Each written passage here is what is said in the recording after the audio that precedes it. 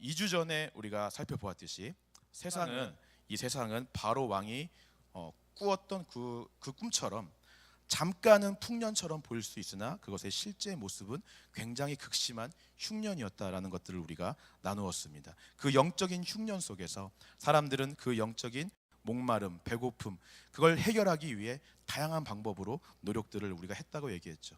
물질로도 채워보고 순간에 사라질 세상의 것들로 나를 채워보고 금과 은, 팥죽 한 그릇 막 이런 것들로 나를 채워보려고 하지만 결국은 이 배고픔을 해결할 길이 없어서, 이 굶주림을 해결할 길이 없어서 절망하고 좌절하고 있었어요. 그때가 돼야 비로소 이 사람들은 이 문제를 해결할 수 있는 유일한 방법, 영원한 양식이 되시고 이 굶주림과 갈급함을 한 번에 해결해 주실 수 있는 유일한 방법인 예수 그리스도를 찾게 된다라는 것을 우리가 살펴보았습니다. 그 당시 애굽의 그 주변에 있던 수많은 나라들이 그 굶주림을 해결하기 위한 유일한 방법이었던 요셉을 찾아왔듯이 오늘 이 땅에 있는 수많은 사람들도 이 영적 갈급함을 해결해 줄 수 있는 유일한 방법인 예수님을 찾아오게 된다라고 하는 것입니다. 여러분께 믿으십니까? 그렇게 찾아올 때 예수님이 우리의 갈급함을 해결해 주시고 우리의 영원한 양식이 되어 주시는 것입니다.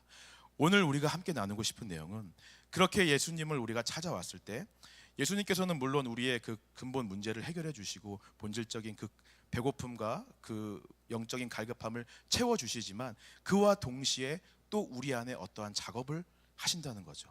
우리 가운데 어떠한 과정을 행하신다라고 하는 것입니다. 이 과정이 있어야만 예수님께서 우리가 계속해서 첫 시간부터 지금 시간까지 얘기하는 것처럼 이 꿈이 이루어지려면, 예수님이 왕이 되어 다스린다는 이 꿈이 이루어지려면 이 과정이 반드시 있어야 되기 때문에 우리 가운데 오늘 이 작업을 하신다라고 하는 거예요.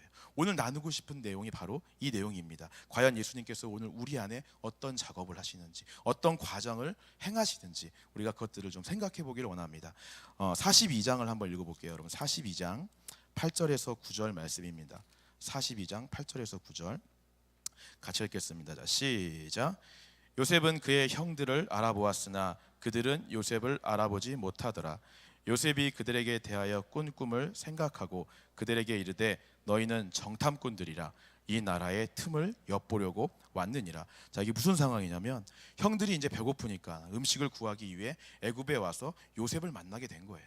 근데 요셉의 형들은 요셉을 전혀 알아보지 못하는데 요셉은 형들을 딱 보자마자 우리의 내 형들이구나 라는 것들을 한 번에 알아봤다는 거죠. 20년이란 세월이 지났지만 요셉에게는 아마 잊을 수 없는 얼굴들이었을 것입니다. 자, 여러분, 이 내용이 그냥 성경에 기록된 내용이지만 마치 영화의 한 장면, 드라마에나 나올 법한 그런 내용이지 않아요? 20년 전에 나를 죽이려고 했고 나를 다른 나라의 노예로 팔아버렸는데 20년이 지나서 한 사람은 애굽의 가장 높은 총리로, 한 사람은 그 사람에게 음식을 구하러 온 이방 나라의 그런 가난한 백성으로 만나는 이 기가 막힌 장면이 마치 영화나 드라마에서나 나올 것 같은 그런 시나리오다라고 하는 거죠. 만약 여러분들이 여기에서 요셉의 입장이라면 여러분들은 어떻게 하셨겠습니까? 여러분들이 만약 요셉이라면 그런 생각 안 해보셨나요? 제가 만약 요셉이라면 저는 굉장히 통쾌했을 것 같아요. 드디어 복수의 때가 왔구나. 이것들 형들 얼굴 한번 들어봐. 나 누군지 기억 안 나? 나야 나. 내가 그때 그 꿈대로 된다 그랬잖아. 나한테 절할 거라 그랬잖아. 나한테 다 절하고 있네. 막 이러면서 굉장히 막 통쾌했을 것 같아. 저 같으면 그렇다는 거죠. 여러분들 안 그러세요? 저만 나쁜 사람을 만드시는 거. 다 그러시지 않으세요? 예, 여러분들 너무 착하시니까 더 용서하시고 사랑하고 그렇게 할 수도 있죠. 그러니까 상상할 수 있는 다양한 시나리오가 있어요. 뭐 화를 낸다거나 막 복수를 한다거나 뭐 정말 용서를 한다거나 포옹을 한다거나 드라마 영화라고 생각했을 때는 정말 다양하게 상상할 수 있는 시나리오가 있는데 오늘 요셉은 정말 상상 외의 행동을 하고 있는 거예요. 아주 이상하다 싶을 정도의 행동을 하고 있어요. 먼저는 자기가 요셉이란 걸 절대 밝히지 않습니다. 그러면서 갑자기 형들에게 뜬금없이 당신들 스파이 아니냐 라고 몰아가는 거예요. 정탐꾼이 아니냐고 몰아가기 시작하는 거예요. 형들이 깜짝 놀래갖고 우리 아니라고, 그런 사람들 아니라고. 그러면은 갑자기 막내 동생을 데려와 보라 그래요. 막내 동생을 데리고 오고 데려올 때까지 한 사람은 인질로 감옥에 잡혀 있어야 된다 그래. 음식을 줬는데 그 음식 가운데 이 형들이 가져왔던 돈을 그대로 넣어서 또 돌려보내요. 막내 동생이 왔는데 막내 동생이 집에다가 은잔을 몰래 숨겨놔요. 그러더니 갑자기 짐을 막 수색을 해. 그리고 왜 은잔을 훔쳐갔냐 그래요 또. 그리고 한 명은 또 붙잡혀 있어야 된다고. 이 베냐민은 붙잡혀 있어야 된다고. 왜 이런 이상한 행동들을 하는 걸까요? 이해가 되지 않지 않아요, 여러분? 이게 지금 뭐 하는 거예요? 아주 요셉이 지능적으로 형제들을 지금 서서히 피를 말려 죽이려고 막 이렇게 하는 걸까요? 아주 성격이 아주 이상해서 막 이렇게 괴롭히는 데서 희열을 느끼는 그런 막 사이코패스적인 성격이라서 이렇게 차근차근 하나씩 괴롭히는 걸까요? 근데 그러기엔 또 이상한 것이 요셉이 형들을 보내놓고 막 펑펑 우는 장면이 또 나와요. 요셉은 형들을 만난 것을 진심으로 기뻐하고 있고 감사해하고 있고 감격해하고 있음이 또 분명해요. 왜 자꾸 요셉은 이런 행동을 할까요? 요셉이 자꾸 이런 행동을 하면서 뭔가 형들을 테스트하고 시험하는 듯한 모습을 자꾸 보여주고 있습니다. 뭔가 형들에게 어떤 행동을 기대하는 듯한 모습을 보여줘요. 한번 생각해 보시기 바랍니다. 요셉만 이 상황 속에서 모든 걸 다 알고 있는 사람이에요. 본인만 이 형들이 누군지 알고 있고 이 형들이 어떤 잘못을 저질렀는지 알고 있어요. 소설로 따진다면 요셉만 작가의 시점에서 주인공들이 어떤 상황이고 어떤 일들을 했는지 본인만 다 알고 있는 거예요. 그런 위치에서 이 형들이 작가가 원하는 어떤 행동을 하는 것을 보기 위해서 어떤 상황들을 자꾸 만들어준다라고 하는 거죠. 내가 기대하는 어떤 행동을 이끌어내기 위해서 이런 상황도 만들어보고 저런 상황도 만들어보고 자꾸 어떤 행동을 끌어내려고 유도하고 있는 듯한 모습을 요셉이 보여주고 있다라고 하는 거예요. 저희 큰애 진원이가 5살이 이제 넘었는데 밥은 안 먹고 맨날 과자랑 젤리 이런 것만 먹어요. 그래서 제가 절대 밥을 먹기 전에는 너 과자 젤리 먹으면 아주 그냥 죽어 막 화를 막 혼내켰어요. 엄청 혼내켰어요. 밥을 먹기 전에 과자랑 젤리를 먹으면 입맛이 떨어지니까 애가 밥을 안 먹어요. 그래서 정말 이거는 진짜 제가 너무 화를 내고 굉장히 혼을 내는 건데 어느 날 밥을 먹을 시간대가 다 됐는데 진원이가 행동이 뭔가 부자연스러워요. 뭔가 초조해요. 자꾸 화장실과 막 방을 막 혼자 뛰어다니고 부산스럽게 자연스럽지 않은 거예요. 자꾸 손을 이렇게 숨기고 막 뛰어다니고 막 그러는 거예요. 여러분 부모가 되면 자녀가 뭔가 숨기거나 거짓말을 하면 다 알 수 있죠. 부모님 되신 분들은 다 아시죠. 얘가 거짓말하고 있구나, 뭔가 혼날 만한 짓을 했구나, 다 알게. 촉이 딱 왔어요. 아니나 다를까 화장실을 가보니까 몰래 먹은 과자 봉지와 젤리 봉지가 쓰레기통에 버려져 있는 거예요. 아 이것 봐라, 내 말을 어기고 이걸 먹었네. 화가 팍 났는데 또 진원이를 데려놓고 혼내키고 싶지 않은 거예요. 이미 여러 번 혼냈어요. 이거 먹으면 안 된다, 이거 나쁜 거다. 자기도 잘못인 걸 아니까 몰래 먹었겠죠. 본인도 이걸 먹으면 안 된다는 걸 잘못이란 걸 알고 있어요. 알고 있는데 또 얘기하고 싶지 않은 거예요. 스스로 이것을 고백하고 뉘우치고 변화된 행동을 보여주는 거를 좀 원했어요. 그래서 제가 이번에는 진원이 스스로가 그걸 고백하고 자백할 수 있도록, 좀 회개할 수 있도록, 변화된 행동을 할 수 있도록 상황들을 자꾸 만들어줬습니다. 진원아, 아빠가 진원이 진짜 자랑스러워한다. 진원이는 아빠의 가장 큰 아들이야. 왜냐하면 진원이는 거짓말을 안 하잖아. 진원이는 정직한 사람이잖아. 너무 착하잖아. 막 이렇게 애가 움찔하는 거예요. 갑자기 또 얘기하는 거예요. 진원아, 너 오늘 말 잘 들었으니까 아빠가 이따 밥 먹고 젤리 5개 줄게. 아까 찬장에 보니까 5개가 딱 남아있더라. 그렇지? 지금 가도 5개가 딱 있겠지? 막 이러면서 막 계속 압박을 하는 거예요. 제가 너무 나쁜 아빠인가요? 막 압박을 막 했어요. 얘가 결국은 고백을 하는 거죠. 막 울면서 아빠 사실은 아까 제가 젤리랑 과자를 먹었어요. 죄송해요. 근데 제가 전혀 상상 못한 대답을 했어. 저희 둘째 진서랑 같이 먹었다는 거야. 얘는 저는 정말 몰랐어요. 너무 자연스럽게 행동을 해갖고 전혀 안 먹었다는 듯이 잘 놀고 막 밥 먹고 그래갖고 전혀 상상을 못했는데 둘이 같이 혼났죠. 아무튼 제가 이 모든 거를 다 알고 있으니까 전지적 작가 십전에서 소설로 따진다면 내가 죄를 지은 것도 알고 있고 왜 이렇게 행동을 하는 것도 알고 있으니까 이 아이가 스스로 자기 잘못을 고백하고 변화된 행동을까지 나올 수 있도록 유도하도록 제가 자꾸 이런 상황을 만들어줬다라고 하는 거죠. 지금 요셉도 이와 똑같은 거예요. 형들도 알고 있고 형들이 어떤 잘못을 했는지도 다 알고 있어요. 형들에게 지금 무엇이 필요한지도 다 알고 있습니다. 그렇기 때문에 더욱더 이런 이상하게 보이는 행동과 테스트와 이런 상황들을 자꾸 만들어서 형들 스스로 자기들의 잘못과 죄를 자백하고 회개하고 변화된 모습에까지 나올 수 있도록 그 행동을 끌어내기 위해 지금 이런 행동들을 유도하고 있다라고 하는 거예요. 당장이라도 요셉이 지금 말할 수 있겠죠. 형들 그때 왜 그랬어? 그거 잘못이야. 나를 왜 팔았어? 그건 죄잖아. 정신 못 차려. 막 이렇게 죄를 지적하고 죄를 알려줄 수도 있었을 거예요. 그러나 그러면 이 형들이 그걸 죄라는 것은 깨닫게 되어도 스스로 회개하고 자백하고 고백하고 변화되는 모습을 갖게 되는 기회는 갖지 못하게 된다라고 하는 거죠. 우리가 여기서 중요하게 알아야 될 것은 죄를 아는 것과 죄를 회개하는 것이 분명히 다르다는 것을 우리가 알아야 됩니다. 많은 사람들이 착각을 하는 게 있어요. 내가 죄를 깨닫고 죄를 아는 것과 죄를 회개하는 것을 같은 거라고 생각해요. 죄를 깨닫는 것을 은혜 받은 것이라고 생각을 해요. 내가 물건을 막 훔치고 있어요. 누군가 와서 야, 너 물건 훔치는 거 죄야. 아, 진짜? 아, 몰랐어. 물건 훔치는 게 죄구나. 처음 아는 거예요. 물건 훔치는 걸 죄라는 걸 그때 깨달은 거죠. 근데 그게 뭐? 난 계속 물건 훔치는 게 좋은데 막 물건을 계속 훔치고 있어.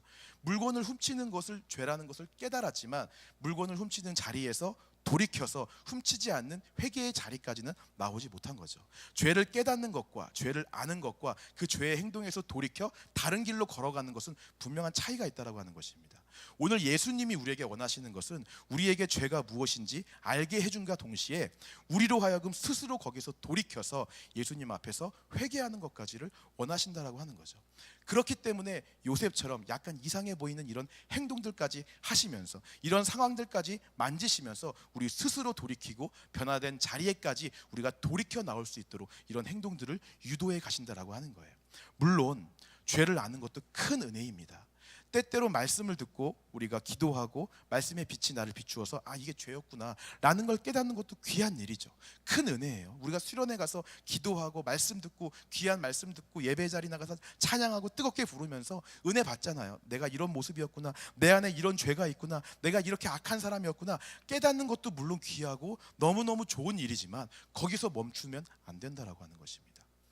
내가 죄인인 걸 알고 거기서 돌이켜서 성장과 성숙과 변화의 자리까지 나아가기를 오늘 예수님은 원하신다라고 하는 거죠. 제가 처음 사역을 했던 교회는 교회 앞에 나와서 이렇게 자기 삶을 고백하고 이야기하는 것이 굉장히 일반적인 교회였어요. 앞에 나와서 간증하는 걸 참 좋아하는 교회였어요. 때마다 집회 때마다 간증을 하고 끝나면 간증하고 예배 시작 전에 간증하고 또 끝나고 간증하고 맨날 이런 간증하는 게 굉장히 일반적인 교회였어요. 근데 그 교회에 한 자매가 간증하기를 즐겨하는 자매가 한 명 있었어요. 맨날 나와서 간증을 하는데 말을 너무 잘해. 혼자서 말을 하는데 정말 감동의 도가니를 빠뜨리는 거예요. 사람들에게 내가 이렇게 죄를 지었고 이런 죄인이었고 이렇게 잘못했고 이렇게 악한 사람이었다라고 자기의 지난 죄들을 다 얘기하는데 사람들이 엄청 감동받죠. 다 자기도 똑같은 죄 지었었으니까. 저도 은혜 받고 감동받았어요. 그래서 그 자매한테 가서 아, 우리 찬양팀 한번 같이 해보자고, 싱어 한번 같이 해보자고 싱어로 딱 세웠어요. 한 달이 딱 지나니까 말도 안 하고 자매가 갑자기 안 나오기 시작하는 거예요. 쉽게 말해서 잠수를 탔죠. 들리는 말에 의하면 소문에 의하니까 세상 친구들을 만나서 세상에 빠져서 막 클럽 가고 술 마시고 아주 자유로운 생활을 이렇게 즐기고 있다는 소문이 들려온 거예요. 그럼 뭐야? 앞에 나와서 간증한 건 뭐지? 울면서 이야기한 건 뭐지? 그러다가 다시 수련회가 됐어요. 청년부 수련회 때 이 자매가 왔어요. 말씀 듣고 기도하는데 또 은혜 받았어. 또 감동을 받은 거예요. 앞에 나와서 또 간증을 합니다. 내가 이렇게 죄를 졌고 이렇게 잘못을 했고 내가 이렇게 잠수 타고 연락 안 하고 빠진 거 내가 잘못했어. 다 내 잘못입니다. 막 사람들 다 다니면서 용서를 구하는 거예요. 저한테도 와서 용서를 구해서 그때 제가 안수받기 전이었으니까 전도사님 정말 잘못했습니다. 제가 연락도 안 하고 잠수 타고 찬양팀 빠지고 다 제가 죄인이라는 거 알았습니다. 그래서 오케이, 내 기회 한 번 더 줄게. 찬양팀 다시 같이 하자라고 했어요. 수련회 끝나고 2주 만에, 정확히 2주 만에 또 잠수를 타기 시작했습니다. 교회는 잠수를 탔지만 그녀의 소셜 네트워크는 활발하게 활동을 하고 있더라고요. 그 당시 싸이월드였으니까 클럽 간 사진들, 친구들과 술 먹는 사진들 계속 올라오고 있더라고요. 자기 모습을 보고 예배 가운데, 수련회 가운데 자기 모습을 고백하고 죄를 인정하고 자백하는 것 좋아요. 귀한 일입니다. 하지만 하나님께서는 우리가 애통해하고 죄를 자백하고 눈물 흘리는 것에서 끝나기를 원치 않으신다라고 하는 거예요. 더 나아가 우리의 삶에 변화가 있고 성장이 있고 성숙이 있기를 원하세요. 그게 바로 회개라고 하는 거예요. 매일매일 반복되는 습관적인 죄 짓고 교회에 와서 자백하고 또 나가서 습관적인 죄 짓고 교회에 와서 자백하고 반복적인 그런 삶을 사는 것이 아니라 진정한 회개 이후에 진정한 변화, 새로운 성장, 성숙이 있기를 원하신다라고 하는 것입니다. 그래서 오늘 요셉은 형들에게 이런 은잔 테스트를 하는 거예요. 예수님도 오늘 우리에게 이런 테스트를 하세요. 모든 걸 다 알고 계시잖아요. 예수님 우리의 죄도 알고 우리의 연약함도 다 알고 계세요. 우리 가운데 이런 행동들을 유도해 나가기 위해서 우리가 스스로 회개하도록 변화하도록 자꾸 여러분들 개인에게 맞는 그런 상황들을 허락해 가신다라고 하는 거죠. 성경을 보면 이런 일들이 많이 나와 있습니다. 아담에게도 가서 아담아 너 왜 선악과 따먹었니? 죄를 알려주지 않으셨어요. 아담아 네가 어디 있느냐? 아담으로 하여금 스스로 회개할 수 있도록 물어보세요. 가인에게 너 왜 아벨을 죽였어? 라고 얘기하지 않으셨죠. 가인아, 네 아우 아벨이 어디 있느냐. 자꾸 스스로 나와서 회개하고 돌이켜 하나님 앞으로 나갈 수 있는 기회를 주셨을 때 여러분 선택하셔야 돼요. 이 기회가 나에게 왔을 때, 이 테스트가 나에게 왔을 때 내가 하나님을 선택하고 그 길로 걸어가기를, 죄를 선택하는 것이 아니라, 여전히 죄의 자리에 머무기를 선택하는 것이 아니라 하나님을 선택해 하나님을 따라가기로 결정하는 선택이 오늘 우리 가운데 있어야 된다라고 하는 것입니다. 여러분들께 믿으십니까?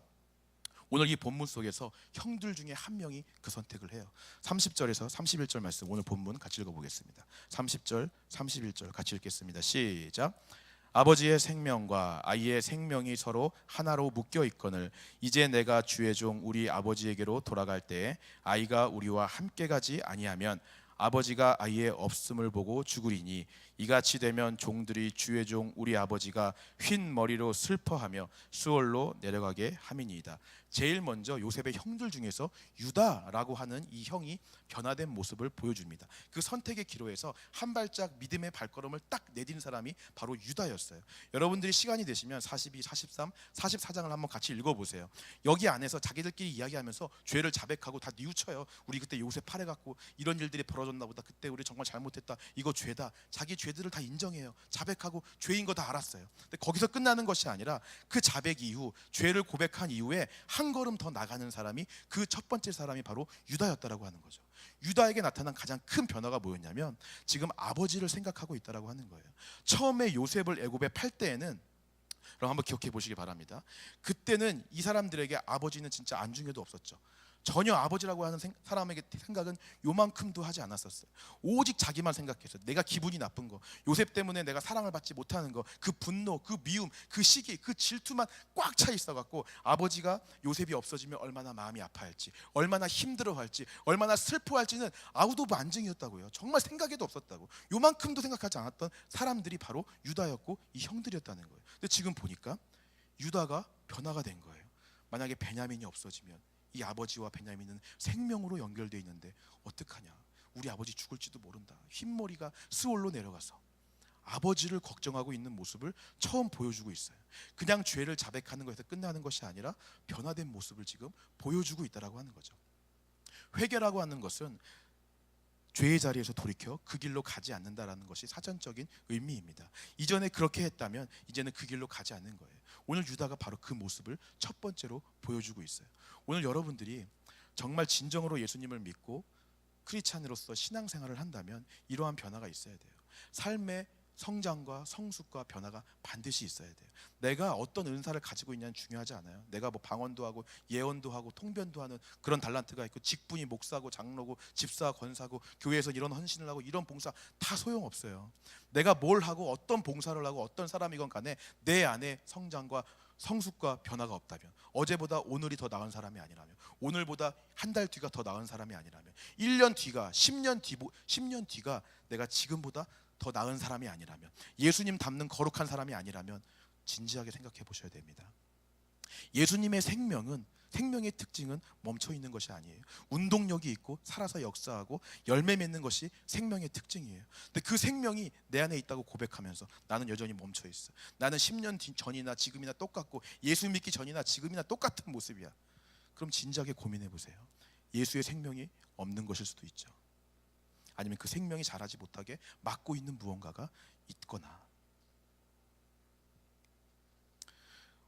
계속해서 변화하고 성장하고 성숙하는 모습이 우리 가운데 있어야 됩니다. 유다는 계속해서 변화해요. 33절 마지막으로 한번 읽어보겠습니다. 33절 같이 읽겠습니다. 시작. 이제 주의 종으로 그 아이를 대신하여 머물러 있어 내 주의 종이 되게 하시고 그 아이는 그의 형제들과 함께 올려 보내소서. 놀라운 모습을 보여주고 있어요. 유다는 자기가 베냐민 대신 잡혀 있겠다라고 얘기를 해요. 아버지를 위해서, 막내 동생을 위해서 자기 자신을 포기하고 자기 자신까지 내어버리는 믿음의 결단까지 유다가 하게 됩니다. 자신만 생각했던 사람이 유다였어요. 내 기분과 내 느낌과 내 감정에 따라 내 마음대로 하던 사람, 아버지는 안중에도 없고 내가 기분이 안 좋으면 요셉은 죽여버릴 수 있는 사람, 세겜 족속들이 내 기분을 나쁘게 할례 시켜놓고 잔혹하게 가서 살인할 수 있었던 사람, 이런 사람이 유다였는데 지금은 아버지를 위해, 베냐민을 위해 자기 자신까지 포기하고 내가 대신 옥에 갇히겠다라고 희생할 수 있는 사람이 유다라는 사람으로 되었다라고 하는 것입니다. 변화와 성장, 성숙, 점점 더 예수 그리스도를 닮아가는 모습으로 가고 있다라고 하는 거죠. 나를 내려놓는 거, 여러분 내 자신을 포기하는 게 마지막 변화와 성장과 성숙의 길로 갈 수 있는 마지막 걸림돌이에요. 이 선택의 기로에서 많은 사람들이 나를 내려놓지 못하기 때문에 이 길까지 가지 못해요. 앞에 이야기했던 그 자매도 마찬가지예요. 맨날 울면서 고백은 해요. 애통해해요. 자기 모습 보면서 안타까워해요. 왜 이런 죄를, 내가 또 이런 죄를, 나 이런 죄인인데. 하지만 마지막 선택의 순간에서는 자기 자신을 내려놓지 못해. 내가 좋아하는 친구들을 포기하지 못하고 내가 좋아하는 세상의 것들을 포기하지 못해요. 마지막 그 선택의 순간에서는 자기 자신을 버리지 못하니 여전히 같은 모습인 거예요. 성장과 변화와 성숙이 없어. 늘 똑같은 모습, 반복적인 모습으로 사는 것입니다. 오늘 우리는 이미 너무 많이 알고 있어요. 우리가 지식이 부족해서 성장을 못하고 변화가 못하고 성숙하지 못하는 게 아니에요. 우리가 성경 공부가 부족해서, 우리가 모임이 부족해서, 우리가 성경에 대한 지식이 부족해서 변화가 안 되는 게 아니에요. 성장을 못하는 게 아니에요. 마지막 선택의 순간에서 항상 나를 선택하기 때문에 변화하지 못해. 성장하지 못해요. 예를 들어볼까요? 찬양할 때 손 들고 찬양해야 되는 거 여러분 다 알고 있잖아요. 성경에 그렇게 나와 있으니까 내가 손을 들고 주님을 찬양할지라. 성경에 나와 있잖아요. 근데 우리는 손 들고 찬양 안 해요. 마지막 선택의 순간에서 내가 손 들기 싫으니까, 귀찮으니까, 남들 보기 눈치 보이니까, 나는 이게 익숙하지 않으니까 마지막 선택의 순간에선 항상 나를 선택해. 말씀 보고 예배하고 기도하는 게 크리스찬으로서 마땅히 해야 될 거 우리가 몰라요? 알고 있어요. 하지만 말씀 안 봐. 기도 안 해요. 마지막 순간에 가서 나를 선택하는 거예요. 아, 오늘 힘들어, 피곤해, 내일 학교 가야 돼, 내일 일 나가야 돼, 귀찮아.